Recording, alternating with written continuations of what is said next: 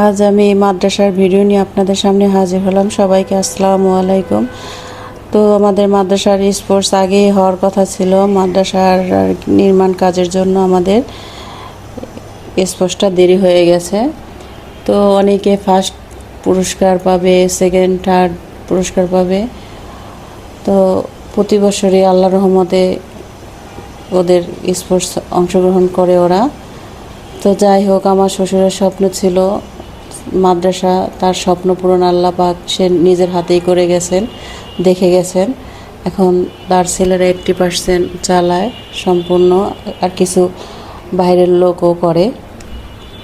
তো আপনারা সবাই এই মাদ্রাসার জন্য দোয়া করবেন, আল্লাহ পাক যেন আরও বড় করে, প্রতিষ্ঠান যেন আরও অনেক বড় হয়। এই মাদ্রাসা থেকে অনেক হাফেজ মাওলানা বের হয়, আল্লাহর অশেষ রহমত। তো আপনারা এই মাদ্রাসার জন্য সবাই দোয়া করবেন। এখন উনি হচ্ছেন আমাদের মাদ্রাসার প্রধান হুজুর। তো উনি এখন উপহার দেওয়ার জন্য ঘোষণা করবেন। তো উপহার দিচ্ছে সবাই। তো আমাদের এই মাদ্রাসার জন্য সবাই দোয়া করবেন, আল্লাহ পাক যেন এই মাদ্রাসাটা অনেক বড় করে। তো সবাই ভালো থাকবেন, সুস্থ থাকবেন, এই কামনা করে আজকের ভিডিও শেষ করছি। আল্লাহ হাফেজ।